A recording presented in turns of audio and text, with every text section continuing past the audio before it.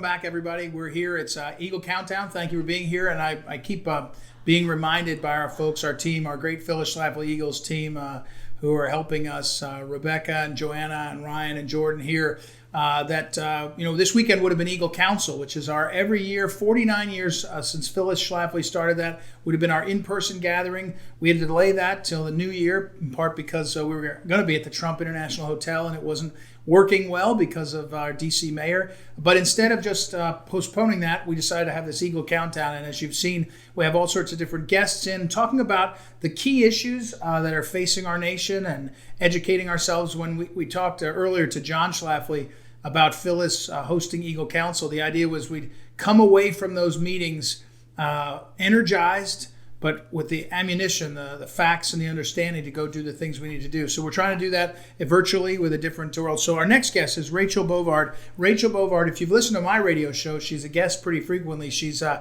very, very, she's really good on the radio, but she's very smart. And so she's also, her titles are Senior Director of Policy for the Conservative Partnership Institute. I've had her on recently because she's with the Internet Accountability Project. We'll talk about that in a minute. She's gotten awards and she worked up in the Senate. By the way, the website for the Internet Accountability Project is theiap.org. theiap.org. Rachel, nice to see you. I think we've never met in person. We've talked on the phone a bunch of times. Yeah, so it's great to see you. Thanks for having me. It's fun to have you here in the DC, the Phyllis Schlafly Center in Washington, D.C. Rachel, first, you're in the swamp, not of the swamp. So here you are. What a weekend with the Ruth Bader Ginsburg thing. What's your sort of any observations? Yeah, what a weekend. I think we were all, hoping this wouldn't happen, obviously, right. But and blessings on the family of Ruth Bader Ginsburg. Nobody wants this to happen, but here we are. And, I think it's imperative on the Senate Republicans to confirm a nominee as soon as possible before the election. I think they need to move on this as swiftly as possible. Yeah, it's interesting. I told someone that and by the way, people have questions for Rachel. We're going to talk in a second about the big tech and what's happening. That's one of the specialties. But I knew tomorrow Mike Davis will be on. Mike Davis is a colleague of Rachel and her work, and Mike is particularly focused on judges. So I've been text all weekend, so I want to ask you about that. But if you have questions for Rachel on big tech, on anything we're talking about, on whatever platform you're on, feel free to send emails or write questions out. And if your email is info@phyllisschlafly.com or questions through there, and our team will get them to me and we'll put them up. So Rachel, on the Ruth Bader Ginsburg thing, on Friday night when it came out, the president was in Minnesota, and I heard commentators say, well, maybe Trump will confound the critics and decide to wait. And I mean, even I was like, well, maybe. And then I thought, and when he didn't wait, I thought, yeah, Trump's going to Trump, right? I mean, Trump's going to be. Do you think that the Republicans will follow along? I don't think they have a choice. I mean, at this point, when you consider the Supreme Court, this is a constitutional prerogative for the Senate. 29 times this has happened where a Supreme Court vacancy has presented itself in front of the Senate in an election year with the same party, of the president and the Republican Senate, and they've confirmed every time. Right. And so it is imperative that the Senate act on this. I think you're seeing a few people hedge their bets, Lisa Murkowski, Susan Collins, but you know what? Susan Collins is up for election in November. Right. This is a critical decision for her. Well, and this is really important. We're talking with Rachel Bovard again. This is stuff she knows. I'm glad you said it. 29 times this has happened where the president is of one party and the Senate is of the same party. Correct. This is not the situation a couple years ago where the president was one party, the Senate was of the other. That's a different thing. Apples to apples is 29 times. In fact, I think I read that Ruth Bader Ginsburg was confirmed in very short time, like 42 days. Does that sound possible? Yes, and Eisenhower once appointed a nominee that was confirmed the next day. Really? Right, yes. So I bet the Senate could do Ted Cruz the next day, maybe, because look, this is the Senate's prerogative. Yeah. The Senate gets to decide how they handle it. They can go as fast or slow as they want, and I hope they go quickly. Well, and that's another thing. All this Judiciary Committee stuff is an operation of their own prerogative. Right. They don't have to do that. They don't have to. They could do it a lot of different ways.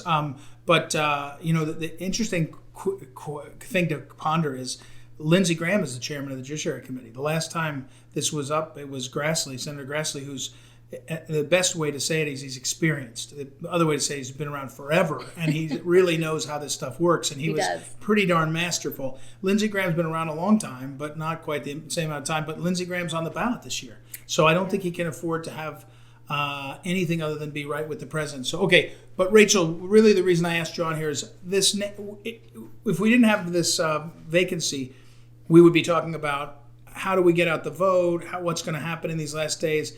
We have TikTok, a possible deal with TikTok. I don't really know what it means. You can tell us. But what's the reality of the thumb on the scale that we're 43 days from seeing?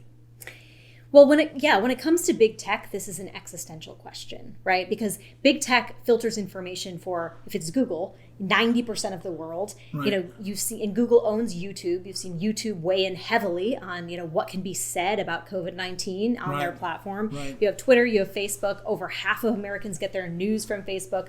And so how they decide to react in terms of the information they allow on their platforms is hugely consequential to the election. And, me, along with perhaps some of your viewers, I'm uncomfortable with private, unaccountable corporations this big having this much control over the information that Americans see. Right, and again, it's the Internet Accountability Project, theiap.org. The good thing about that site for our Countdown viewers is there's lots of information there, and get on their email list too. And we're talking with Rachel Bovard, who's one of the senior policy directors there. What do you do at this point? Because here's the question. We talked earlier tonight about the threats to the election integrity and the prospect of chaos in the days after. And frankly, when we started preparing our Eagle Countdown, which is all talking about issues and our people, we had Facebook at one point. When you signed up to like this, you got an error message. Now, it went away eventually, but you start to say to yourself, what's going on here? How will we even know what we should be afraid of? Yeah, I think that's the difficulty, right, is that there's so much unseen. But I do think people recognize when there's threats to kind of the information or the narrative that's being set.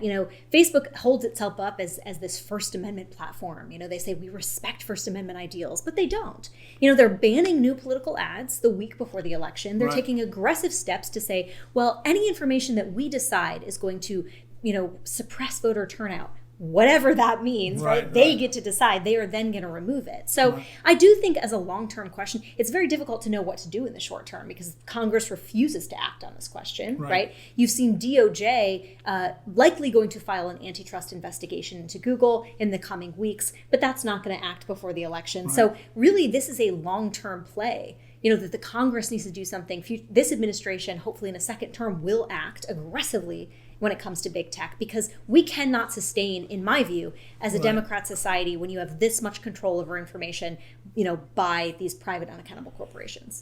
You mentioned Congress, so again, we're talking with Rachel Bovard, and theiap.org is the website. You can find out more. We hear a lot of Congress. We hear press releases, and I'm from Missouri. Josh Hawley's been a dynamo on this. But I guess, is anything really being done? No, and I think it's disappointing. It's part of the reason I think that the Trump administration has taken very aggressive steps, not just, in the antitrust investigation, which is their role, right? If laws are being broken, we want the DOJ to enforce against that. But they also issued the executive order, right, on Section 230, which is this statutory privilege that big tech gets that says they're not liable, for anything said on their site, but they are also allowed to remove content without liability as well. And so it privileges them above the other, First Amendment actors. Like, they have different requirements than newspapers do. They get away with a lot more. And so you're seeing Congress start to review this, but you're also seeing the president, weigh in on it and saying, look, if you're going to have this privilege, you have to earn it. And that's the text of the executive order, which is just starting to be implemented. So, Rachel, I'm sorry, maybe I'm just getting tired as I've been doing this a couple hours, but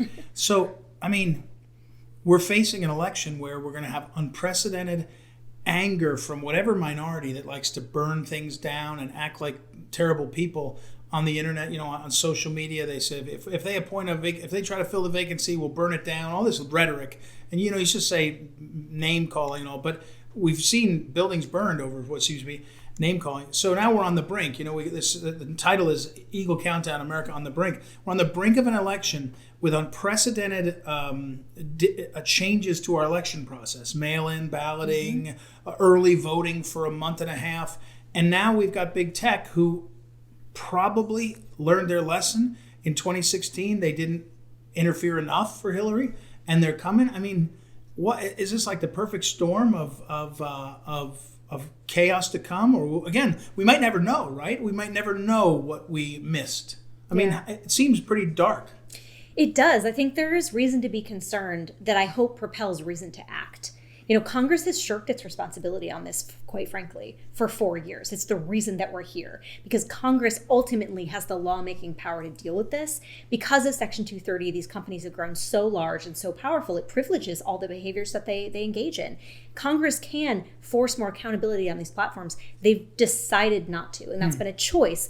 Remember, Republicans had control of the Congress in the House and the Senate and the presidency for 2 years. Yep. They should have acted on this question, and they didn't. Okay, I want to ask you the two questions I'm asking all the Eagle Countdown folks. So we'll get to the second one, our guests and all. The first one is, one of the things to talk about right before an election is what has happened. What in over 3.5 years, what has happened? And we wrote a book, Top Promises Made, Promises Kept, and it's top 100 and a list of all of them, because we're trying to make sure people remember. Did this at the VA and did this at the cutting regulations. It could be your personal, it could be professional. If you think of promises made, what's your favorite promise kept of this administration? So for me, I'm passionately pro-life. And part of that is because I have a Down syndrome brother. And, for me, this president has done more on the pro-life issue than any president in my lifetime, including President Reagan, including President Bush.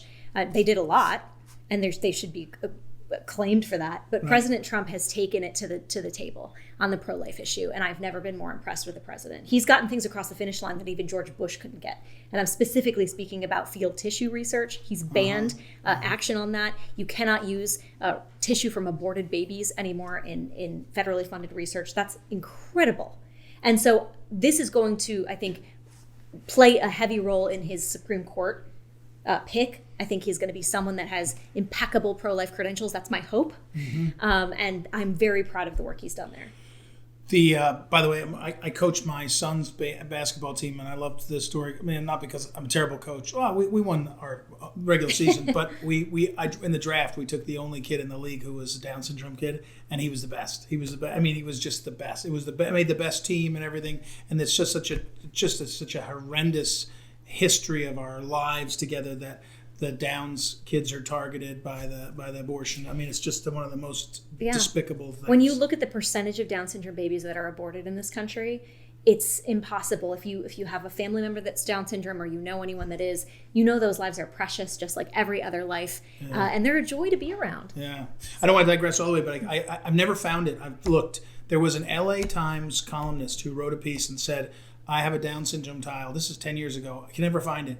And she said, I walk around and I don't see any more Downs kids because they're all gone. And she's a liberal. She said, this is terrible. And it was amazing. Anyway, okay, thank you for that. That's a great one. Now, what do we do? Well, okay, the other question for everybody is, we're 43 days out. To make our voices heard, to make this election go well, what do we do? What do you tell folks that are watching that they can do about this election, before this election, for this election? Well, I think, getting out there and voting is obviously the first thing they can do. In a lot of states, because of COVID-19, there's a shortage of poll workers. And I think if you're young and healthy and you can wear a mask and not be as at risk as some other vulnerable populations, get out there and work the polls, volunteer, make sure this election is going well and do your part to ensure that election integrity. And, I think stay strong. There's a lot of people in the news, I think, that are trying to depress voter turnout to make it seem like it's dangerous and the election is going to go one way or the other. The reality is we don't know, and we won't know the outcome until we participate in it. So I think that, the activity of just going to vote, in person, if it's safe for you to do so, is really important. By the way, I'm not paying attention to my notes. I'm getting all these questions from people. I'm sorry. I'm going to get yelled at by everybody. I didn't see them. So that was going to be my wrap up, but I can't wrap up now. To Rachel, how would you, does Google even have a competitor in the U.S.? The closest competitor that they have is Bing. to be honest. And if you remember Bing, the Microsoft search engine, Yeah. had billions of dollars behind it, the best minds in tech. It has 2% of the market share. Wow. So that Not is the really, closest U.S. competitor. That's yeah. not much of a competitor. All right, I think it's IAP, but you recently filed an FCC comment letter in support of the Trump administration holding big tech accountable. You might have referred to what you were talking about, 230, their ruling. Is that what that was related to? Yeah, you can find it on our website, theiap.org. It's a comment letter we did file in support of that executive, or the implementing steps of that executive order. Theiap.org. Okay, and then this question. This will be another 3 hours together. How would you solve the social media conservative censorship problem? Oh, that's a little better. Constitutionally. So I think there are a couple of ways to do it. I don't think there's a silver bullet in any means, but I do think there are two really big constitutional answers staring us in the face right now. One is Section 230. Again, this is a privilege granted to the tech companies by Congress. It is a law that can be changed by lawmakers to force more accountability on the tech companies. That is completely constitutional. That is called lawmaking. The second, again, is the antitrust enforcement that we see right now just against Google. But again, antitrust is law enforcement. If there are laws being violated here in the market, we want to make sure there's a free market in tech. We want to make sure that if someone builds a better algorithm than Google, they have a free market to compete on. We want to ensure the integrity of that. So that's the first step. Because again, if there was, in my mind, a free market in tech, you could compete away a lot of these speech concerns. Mm-hmm. If Google didn't filter information for 90% of the world and just did it for 20% of the world, this would be a completely different conversation. So I think those are two areas on the table right now. Certainly I'm open to others, but those are two that are getting a lot of attention. Okay, theiap.org. Thanks, Rachel, for your time and for your leadership on this issue. We're gonna move on. So, and if you have more questions for her, if you send them to us, she always answers her emails. We'll get them to her. The IAP.org. I'm saying right? IAP.org. Yeah, check that out. Okay, thank you, Rachel. All right, we're gonna show a video.